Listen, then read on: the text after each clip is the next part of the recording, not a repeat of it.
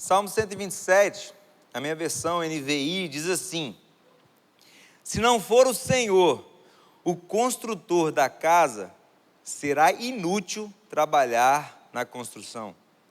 Se não é o Senhor que vigia a cidade, será inútil a sentinela montar guarda. Será inútil levantar cedo e dormir tarde, trabalhando arduamente por alimento. O Senhor concede o sono àqueles a quem Ele ama. Os filhos são herança do Senhor, uma recompensa que Ele dá. Como flechas nas mãos do guerreiro, são os filhos nascidos na juventude. Como é feliz o homem que tem a sua aljava cheia deles. Não será humilhado quando enfrentar seus inimigos no tribunal. Feche teus olhos. Senhor, muito obrigado, ó Pai, pelos louvores aqui entoados. Obrigado, ó Pai, pela intercessão. Ó Deus, pelas nossas ofertas diante do Teu altar. Senhor, mas obrigado por cada família aqui representada. Te peço, ó Pai, em nome de Jesus, que cada coração esteja cativo à Tua mensagem. Senhor, que os olhos fixos aqui não estejam no mensageiro, mas a Tua mensagem. Senhor, que a Tua honra, o Teu louvor e a Tua glória seja exaltado aqui nesse lugar, porque somente o Senhor é digno, Pai, e é por isso que nós estamos aqui reunidos. Ó Deus, nos ajuda nessa noite a entender que o Senhor tem promessas para nossas famílias, em nome de Jesus, amém, amém. Pode se assentar. Glória a Jesus. O Salmo 127 foi escrito por Salomão. Salomão compôs esse cântico. Salmo 127, ele é um cântico de romagem, também chamado de cântico da peregrinação. É um composto de hinos, de salmos, 120 a 134, onde eram entoados ali louvores ao Senhor. Jerusalém, ela é situada em regiões montanhosas. E ali os peregrinos, quando iam para suas festas ali, ó Deus, festa da Páscoa, festa de Pentecostes, festa de tabernáculos, eles se dirigiam a Jerusalém, essas regiões montanhosas, e iam cantando salmos, cantando hinos de exaltação a Deus. Eu recomendo demais você, nos seus devocionais, a você meditar nesse Salmo 120 a 134. Salmos valiosíssimos, riquíssimos, conteúdo que de fato vai falar ao seu coração. E de forma muito prática, esse salmo que nós lemos ensina que sem Deus, todo esforço humano, ele é inútil. Sem Deus, todo esforço humano, ele é inútil, ele não tem valia, quer seja em pequenas ou grandes dimensões. Esse texto menciona que Deus cuida e sustenta o seu povo, e Ele dá filhos como herança, que é um presente do Senhor. Como eu aprendo com esses salmos? E a grande verdade é que não importa a criação que você teve, se foi um lar abençoado ou se foi um lar disfuncional, Deus quer participar, Deus quer sustentar e Deus quer direcionar a sua família. Não importa como você chegou aqui, não importa a situação que te trouxe aqui, Ele quer direcionar, Ele quer guiar, Ele quer sustentar a sua família com a sua presença e com seus princípios eternos. Esse Salmos, ele apresenta 3 pilares que nós precisamos tomar posse na construção de um legado geracional. E é isso que eu quero falar com vocês nessa noite. Um legado geracional como promessa de Deus para as nossas famílias. E eu aprendo, à luz desse texto, em primeiro lugar, que Deus é o construtor da família. Deus é o construtor da família. Olha o que diz no verso 1 que nós lemos: se não for o Senhor o construtor da casa, será inútil trabalhar na construção. Se não é o Senhor que vigia a cidade, será inútil a sentinela montar guarda. Esse versículo inicia com uma condicionante: se o Senhor. Esse versículo ele começa com um pré-requisito: se o Senhor. Se o Senhor não edificar. Isso significa de maneira prática que sem Deus nada será bem sucedido. Nada será bem sucedido. Se o Senhor não edificar em gestão de projetos, em grandes obras, isso é como se fosse um predecessor, algo que é obrigatório. Para você fazer a próxima etapa, primeiro tem que ser cumprido essa. Ou seja, se não for o Senhor, aquele que edifica a sua casa, desculpa a sinceridade, mas a sua casa não será bem sucedida. É isso que a palavra está afirmando. Essa ideia nos faz lembrar de inúmeras ocasiões na Bíblia, em que Deus agiu, e por isso muitas vezes seus filhos prosperaram. Mas também Deus não agiu, e seus filhos não prosperaram. Porque se o Senhor fizer, será edificado. Se Ele não fizer, não será. Não existe neutralidade. Não existe um talvez. A palavra é clara: se o Senhor não edificar a casa, os planos vão ser frustrados. Se o Senhor não for o centro da sua família, meu irmão, seus planos vão ser frustrados.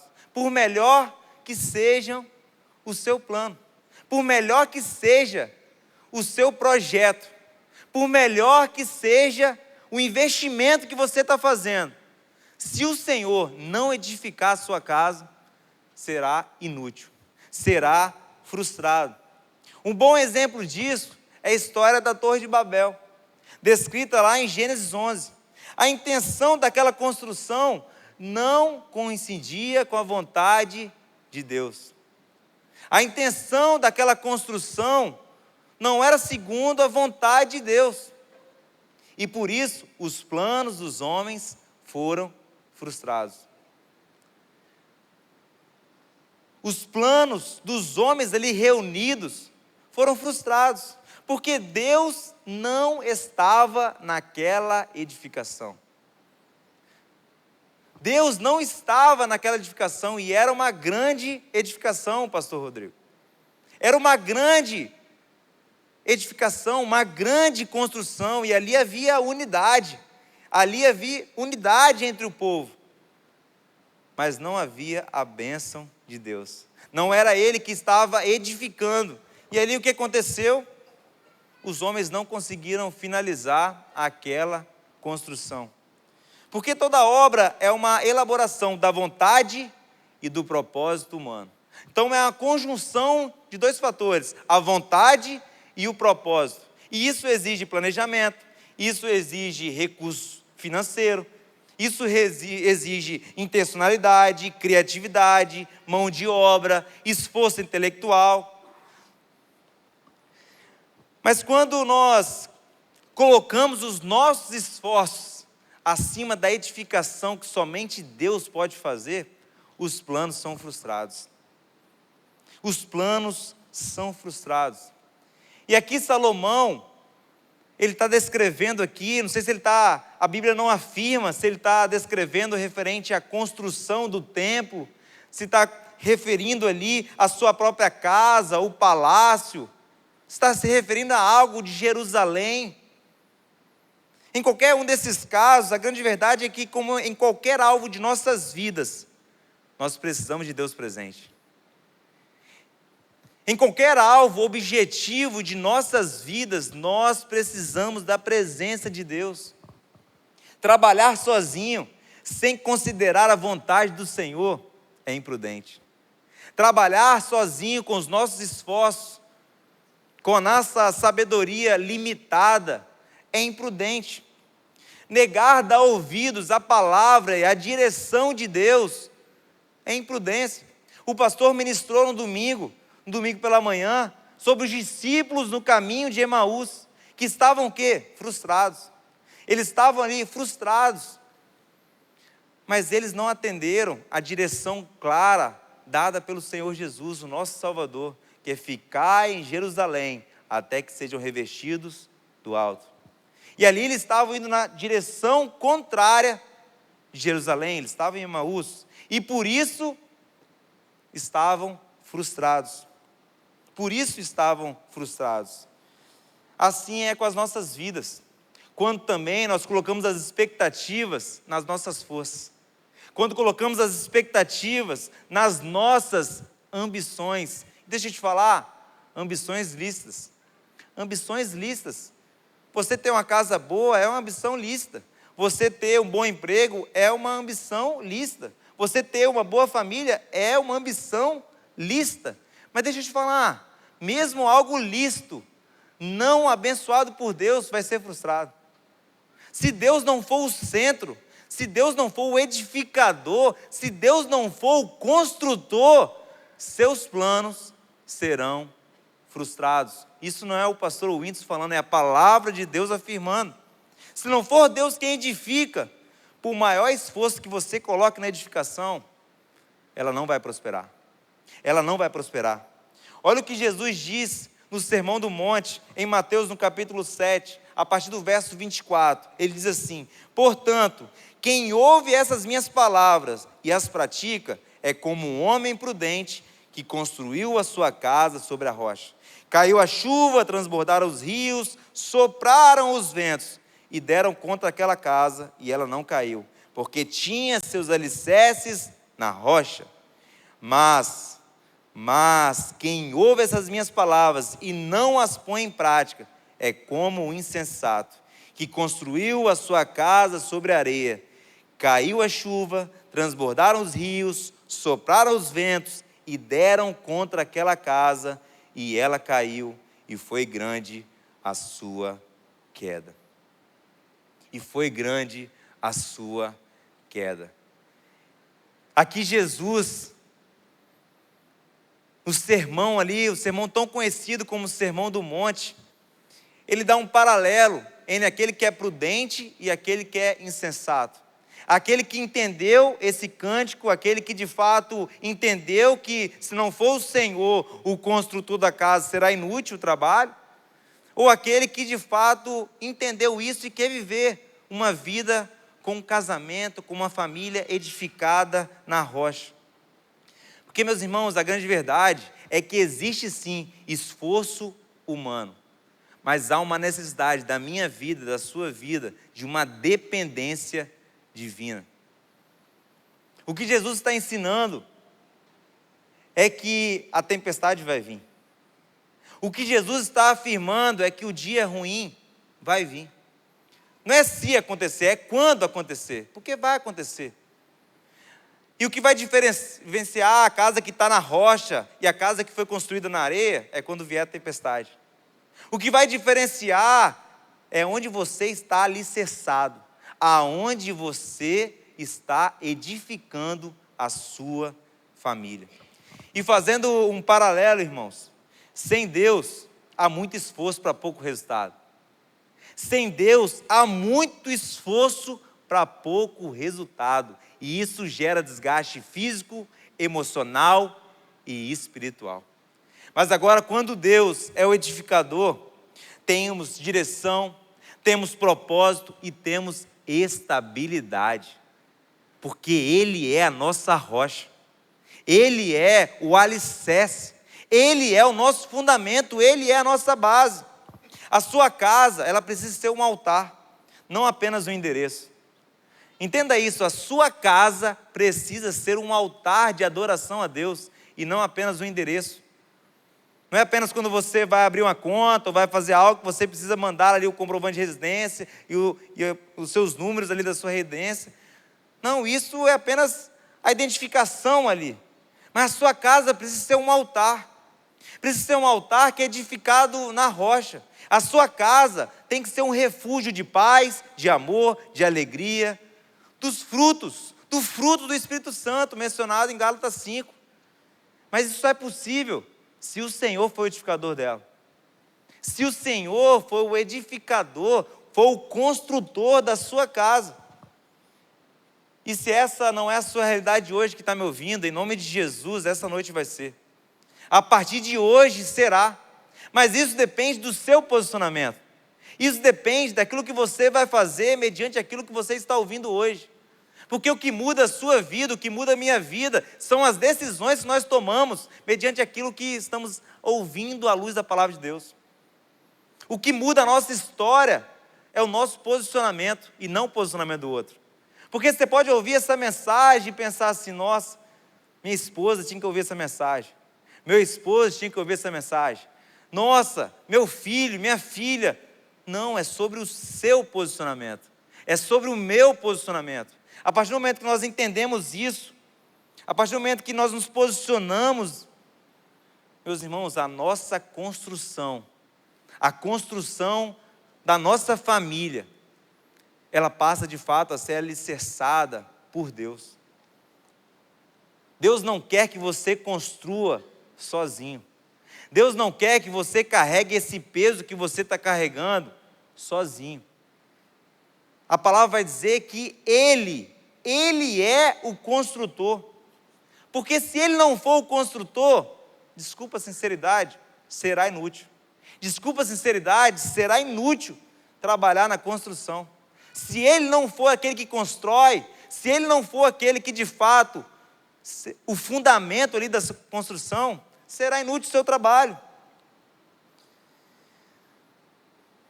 A grande verdade é que à luz dessa palavra nós precisamos entender e permitir, deixar que Deus seja o construtor da nossa família.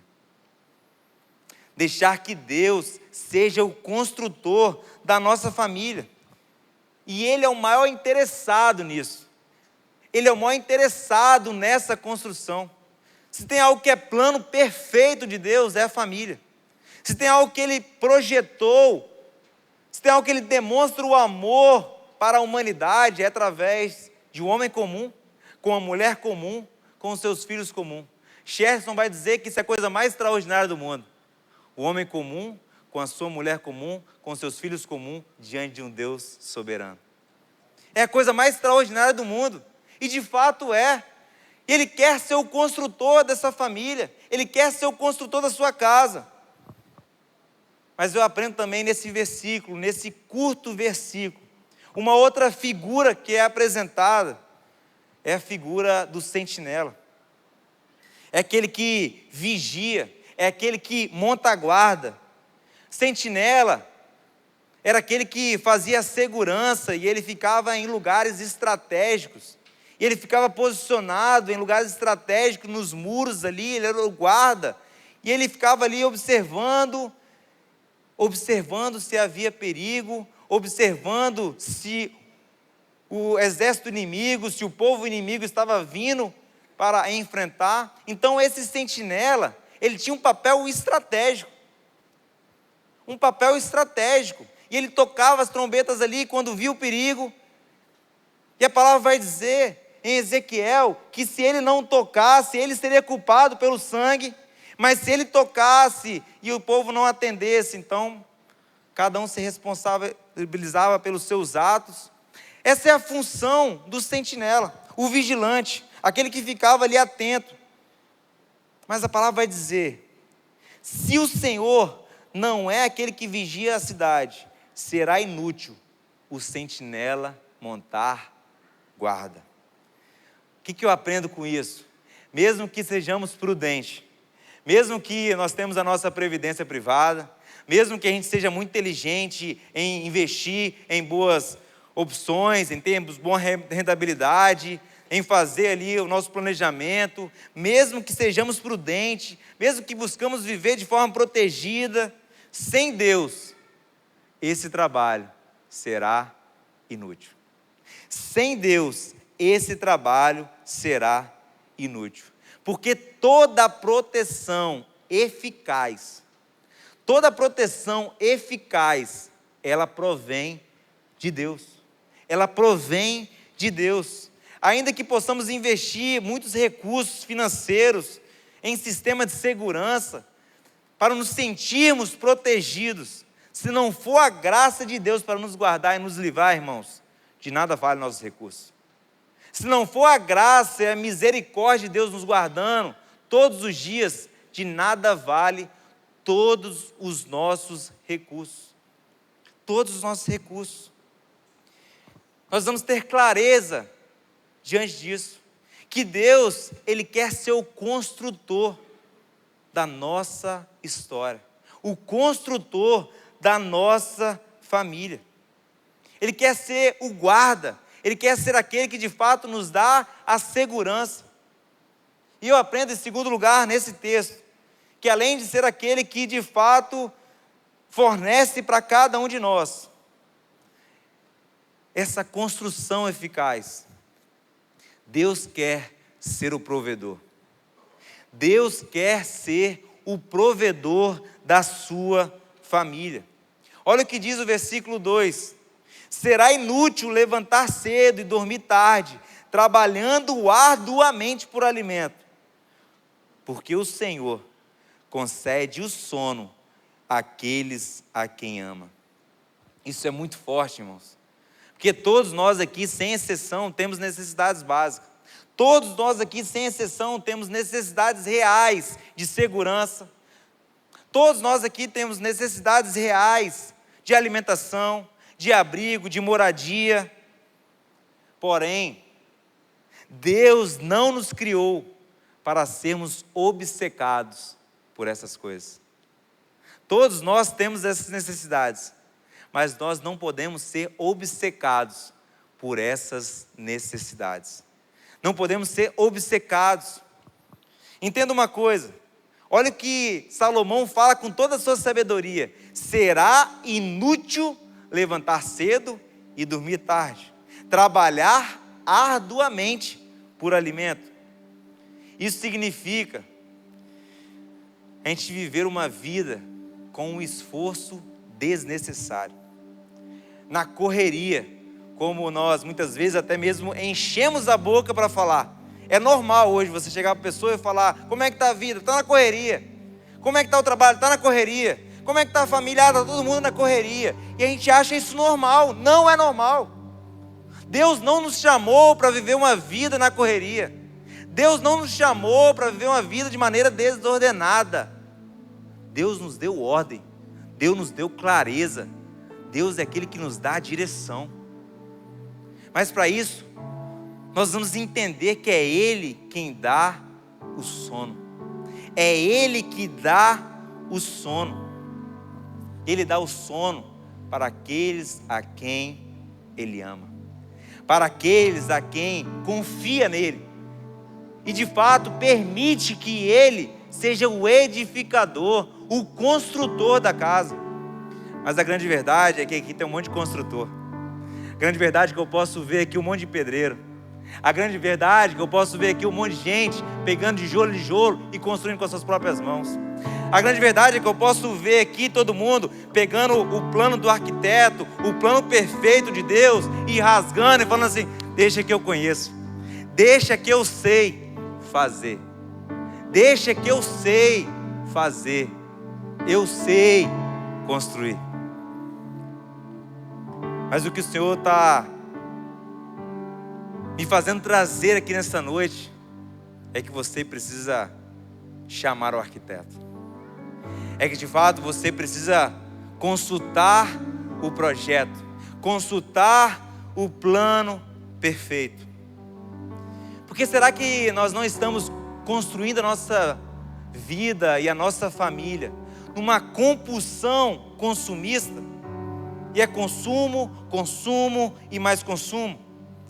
Será que não estamos vivendo uma vida de maneira desordenada, com um esforço desordenado, gastando uma energia onde não é mais para gastar energia, e sendo inútil o nosso trabalho?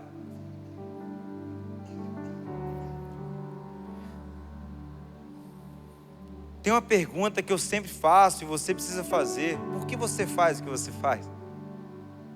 Por que você acorda cedo e dorme tarde, como o salmista está falando? Por que você de fato está fazendo aquilo que você está fazendo? Por quê? Por que você compra o que você compra? O que tem te motivado? O que tem te inspirado? Será que a sua vida se resume a trabalhar? Trabalhar, trabalhar para ter mais e mais? Será que isso resume a sua vida? Será que isso que resume a nossa vida aqui na terra? Será que isso que resume, isso que é o plano de Deus para as nossas famílias, pastor Marcelo? Será que se resume a isso? A ter e ter? Meus irmãos, a Bíblia não nos ensina assim. Não adianta nós temos ansiedades. Não adianta nós temos ansiedades com as coisas de casa, por mais segurança, por mais trabalho, por mais comida. Não adianta acordar cedo e dormir tarde, se Ele não for o construtor. Será inútil. Será inútil o seu trabalho. Olha o que Jesus nos ensina. Em Mateus, no capítulo 6, também no Sermão do Monte, Ele diz assim: portanto, não se preocupe. Não se preocupem dizendo: o que vamos comer, ou o que vamos beber, ou o que vamos vestir, pois os pagãos é quem corre atrás dessas coisas. Mas o Pai Celestial sabe que vocês precisam delas.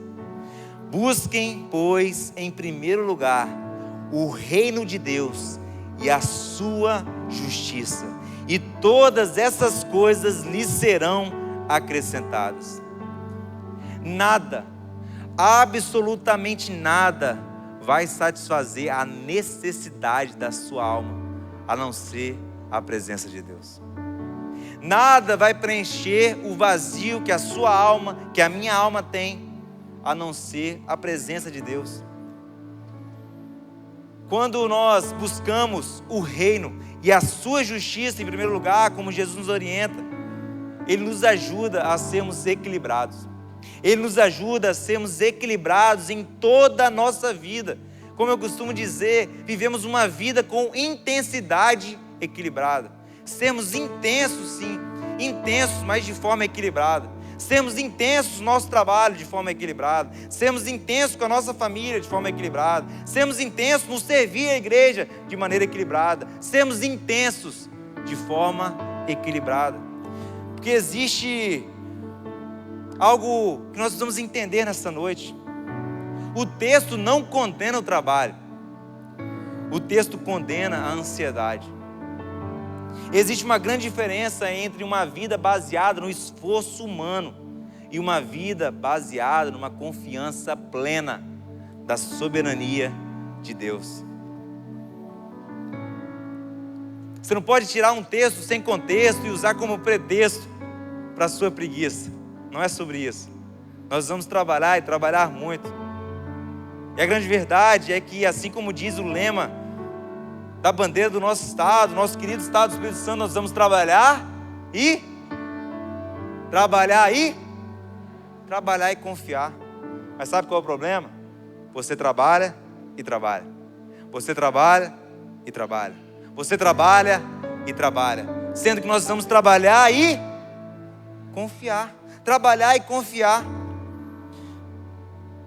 Deus não é contra você trabalhar.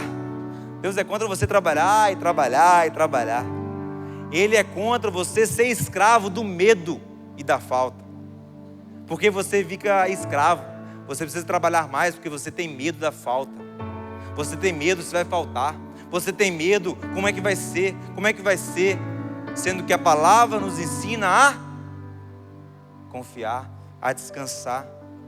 Meus irmãos, aqui tem uma chave muito poderosa.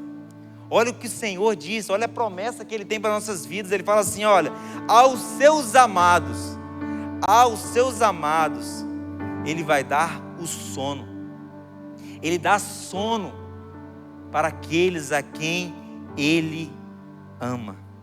o Senhor concede sono. Isso fala de descanso, isso fala de confiança, isso fala de dependência. E olhe para mim, por favor, escute isso. A sua família não será sustentada pelo seu salário. A sua família não será sustentada pelo seu salário. A sua família é sustentada pela provisão de Deus. A sua família é sustentada pela provisão de Deus. Nós vamos ter essa clareza. Nós estamos aqui falando, nos alienando a esse mundo. Não, nós não estamos fugindo aqui da responsabilidade de trabalhar, não. Nós vamos desenvolver nossas habilidades, nós vamos ter inteligência, competência, para ser cada vez mais útil e cada vez mais bem sucedido, porque isso honra a Deus. Em Colossenses 3:23 vai dizer que tudo que você fizer, faça com excelência, como se fosse para o Senhor e não para os homens. Mas você precisa descansar na soberania de Deus. Você precisa confiar que Ele está no controle de todas as coisas. O fato é que quando amamos a Deus e o buscamos, ressignificamos as nossas vidas. Ressignificamos as nossas vidas. Nós entendemos sim que o trabalho é muito importante, mas o descanso também é. Nós entendemos sim que trabalhar tem muito valor, mas não é um fim em si mesmo. Nós entendemos que o trabalho é um meio de glorificarmos a Deus e abençoarmos as pessoas. É um meio de glorificarmos a Deus e de abençoarmos as pessoas. E aqui eu estou falando com empreendedores, eu estou falando com empregados, eu estou falando com pessoas aqui, que através da sua profissão glorifica a Deus e abençoa as pessoas à sua volta. Abençoa seus subordinados, abençoa seus líderes. Mas quando você entende o real valor, aqui o foco está naquilo que Deus dá, não em nós, naquilo que Ele nos dá sem os nossos esforços pessoais. Ele está garantindo que Ele vai conceder sono, que Ele vai conceder sono, na sua bondade infinita, na sua graça, no seu favor imerecido, Ele concede sono, Ele concede provisão. Nós só precisamos trabalhar e descansar na soberania dEle. Mas a grande verdade é que hoje está na moda, né? Você tem que dormir pouco, você tem que produzir, e cada vez mais essa cultura do produzir. E você está esgotado, você está cheio de si, você não tem tempo mais para Deus, você não tem tempo mais para sua família, você não tem tempo mais para você mesmo. Por quê? Porque você está cheio, ocupado, você está na correria. Mas essa palavra, para a minha vida, para a sua vida, é que Deus não quer correria para a sua família. Deus não quer correria para a sua vida. Ele quer ordem, Ele quer direcionamento, Ele quer te dar provisão. Nós precisamos trazer sempre à memória a tempestade, que os discípulos ali estavam no barco, e Jesus estava fazendo o quê? Dormindo. Jesus estava dormindo no barco. Os discípulos estavam desesperados, mas Jesus estava dormindo. Era improvável que qualquer pessoa estivesse ali dormindo naquele ambiente. Era improvável. Mas Jesus nos ensina a descansar independente das condições. Enquanto os discípulos estavam desesperados com a tempestade e com as ondas do mar, Jesus simplesmente dormia. Jesus estava dormindo. Peça isso hoje a Deus, para você desse sono de Jesus, para você confiar na soberania dEle, confiar que Ele está no controle de todas as coisas, mesmo em meio às suas dificuldades, mesmo em meio às tempestades, mesmo em meio às incertezas da sua vida, Ele continua no controle. Mas para isso eu aprendo em último lugar que Deus é o autor de um legado geracional. Deus é o autor das promessas. Deus é o autor e consumador. Ou seja, Ele é o construtor Ele é o provedor e Ele é o próprio autor. Olha o que diz os versos 3 a 5: os filhos são herança do Senhor, uma recompensa que Ele dá. Como flechas nas mãos do guerreiro, são os filhos nascidos na juventude. Como é feliz o homem cuja aljava está cheia deles. Não será humilhado quando enfrentar seus inimigos no tribunal. Por isso, meus irmãos, com base nesse texto, você, eu, que sou pai, você que sonha em ser pai, mãe aqui presente, você não pode encarar seu filho como problema.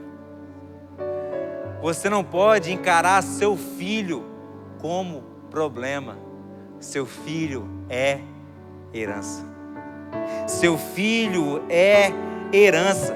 Independente de como ele chegou na sua vida, independente do momento que ele chegou, se você não estava preparado, independente, os filhos são bênção do Senhor. Por isso você precisa amar, cuidar bem deles, porque é uma dádiva preciosa de Deus. Você precisa valorizar essa bênção, essa herança do Senhor. E o que significa, Breno? O que significa essas flechas nas mãos do guerreiro? O que significa isso?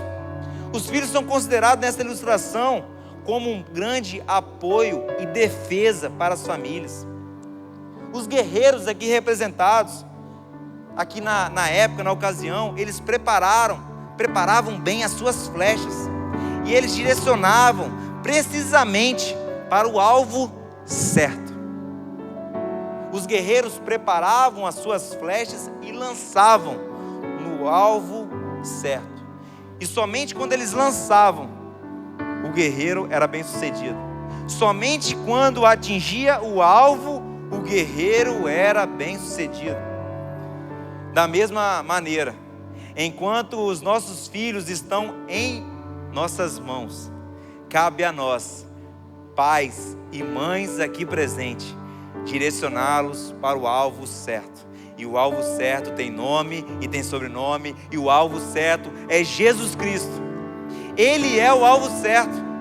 Mas muitas vezes nós queremos colocar como alvo a medicina, nós queremos colocar como alvo a engenharia, nós queremos colocar como alvo ser CEO das empresas, conduzir os negócios da família. Isso são alvos lícitos, sim, mas o alvo principal é Jesus.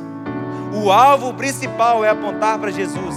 Se tem algo de bom que você pode deixar para seus filhos como herança, é Jesus.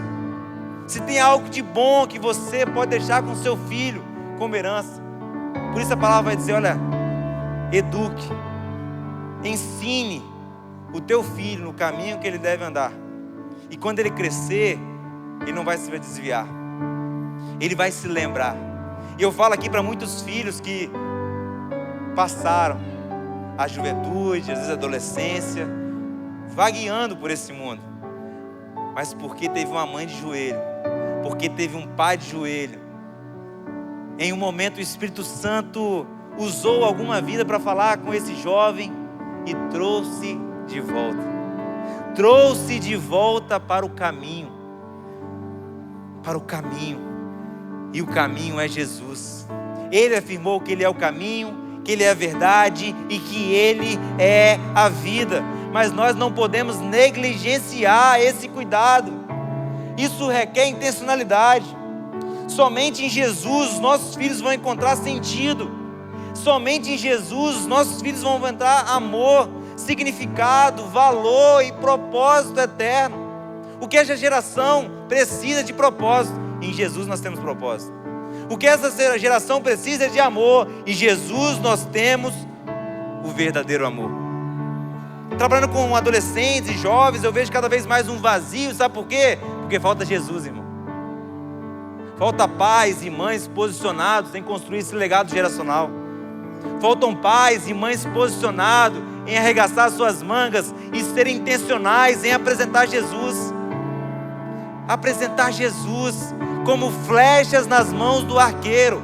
Meus irmãos, e um arqueiro bom é aquele que, ao lançar a sua flecha, ela vai muito além dele. É isso que nós precisamos declarar para os nossos filhos. É isso que nós vamos declarar para essa geração: olha, você vai viver coisas maiores. Olha, eu não consegui chegar até aqui, mas você vai além. Você vai além. Filhos não são peso, filhos são herança do Senhor. Filho não é uma obra do acaso, filho é propósito de Deus para a sua vida, como flechas nas mãos do guerreiro. Filhos não foram feitos para ficar na sua mão, eles foram feitos para ser lançados. Nós somos mordomos na criação dos nossos filhos, e nós precisamos lançá-los. Você quer mudar o mundo? Quer uma receita para você mudar o mundo? Você que é solteiro, está me ouvindo aqui, você quer mudar o mundo? Cara, tem um sonho de casar com um homem e com a mulher de Deus, e queira ter filhos na presença de Deus. Você com a sua família na presença de Deus, você vai mudar a sua rua, você vai influenciar a sua cidade, você vai influenciar o seu estado, você vai influenciar a sua nação. Mas começa dentro da sua casa. Mas muitas vezes nós queremos mudar o mundo, mas não mudamos nem a realidade da nossa casa. Mas essa é noite de você entender isso. Essa é noite de você entender de uma vez por todas que Deus, Ele quer ser o construtor. Essa é noite de você entender de uma vez por todas que Deus quer ser o provedor, e que Deus quer ser o autor do legado geracional que Ele quer fazer na sua vida e através da sua vida. É sobre isso. Seus filhos, eles vão mais longe do que você, ou desculpa a sinceridade, pior do que você. Seus filhos vão mais longe ou mais perdidos, depende da forma como você está formando eles. Não terceirize aquilo que é sua responsabilidade, pai. Não terceirize aquilo que é sua responsabilidade, mãe. Não terceirize aquilo que é responsabilidade, aquilo que é uma herança do Senhor, aquilo que é uma promessa do Senhor. Nós precisamos buscar no Senhor, no construtor, a direção, a responsabilidade na criação dos nossos filhos. E o legado aqui não é um legado automático, ele é intencional, e ele precisa ser construído diante de Deus. Os nossos filhos vão refletir as nossas prioridades. Os nossos filhos vão refletir as nossas prioridades. Porque o legado que nós estamos construindo hoje vai ser aquilo que eles vão viver amanhã. A palavra vai dizer em Gálatas 6, no versículo 7, que fala assim: olha, não se deixe enganar, de Deus não se pode zombar. Aquilo que o homem semear, ele colherá. Aquilo que o homem semear, meus irmãos, a semente é opcional. Você pode ouvir essa mensagem que eu falei aqui, entrar no ouvido e sair pelo outro, não mudar nada na sua vida. A semente está aí, ela é opcional. Mas agora, a colheita, ela é obrigatória, mediante a semente que você plantou hoje. Você vai colher exatamente aquilo que você está plantando hoje. E pode ser que eu estou falando com pessoas aqui que está assim: nossa, eu precisava ter ouvido essa mensagem antes de ter filho. Meu pai precisava ter ouvido essa mensagem. Minha mãe precisava ter ouvido essa mensagem. Nossa, minha criação foi muito difícil. Nossa, eu nasci em um lar disfuncional. Nossa, pastor, você não sabe o que eu passei. Você não sabe a minha dor. De fato, eu não sei. Mas não é sobre aquilo que fizeram com você, é sobre aquilo que você decide hoje fazer. Pode ser que você não teve um pai presente, você será um pai presente. Pode ser que você não teve uma mãe que te amava, você será a mãe que ama. Depende da sua escolha hoje, depende da sua intencionalidade hoje, depende daquilo que você vai fazer diante dessa mensagem.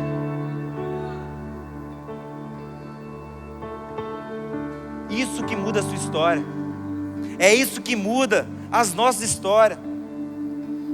Esse texto, ele revela verdades profundas sobre aquilo que assola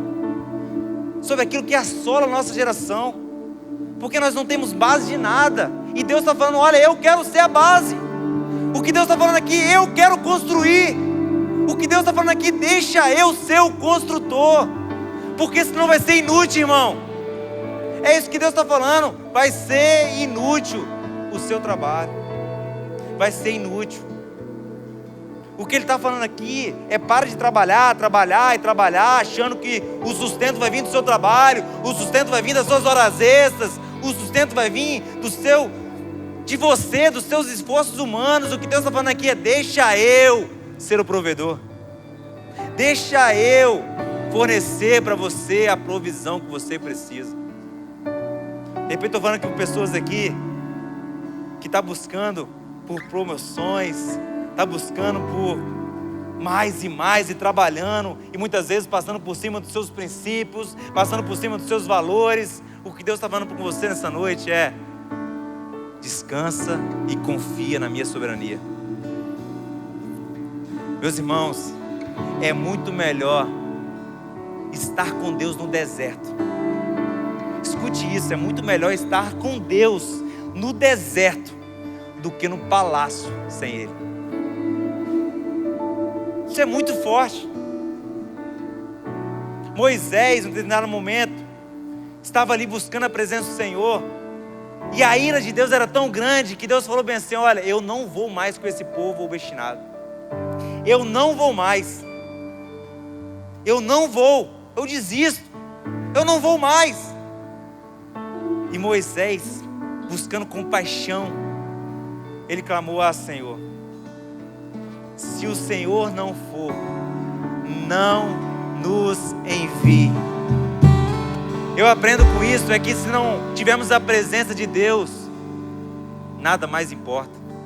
Se Ele não for o autor e consumador da nossa família, da nossa história, tudo perde sentido, tudo perde valor. E Ele quer se fazer presente na sua casa, Ele quer fazer presente na sua história, Ele quer mudar a sua vida, assim como mudou a minha, Ele quer mudar a sua. Deus não tem filhos prediletos, Deus tem filhos amados. E filhos amados são aqueles que reconhecem Jesus como seu único e suficiente Salvador. Mas para isso você precisa se entregar verdadeiramente. Você não vai levar daqui aquilo que você sentiu, você vai levar daqui aquilo que você decidiu. E decida hoje entregar o controle da sua vida a Deus. Feche seus olhos, abaixe sua cabeça em nome de Jesus. Glória a Jesus. Medite em tudo isso que foi falado aqui.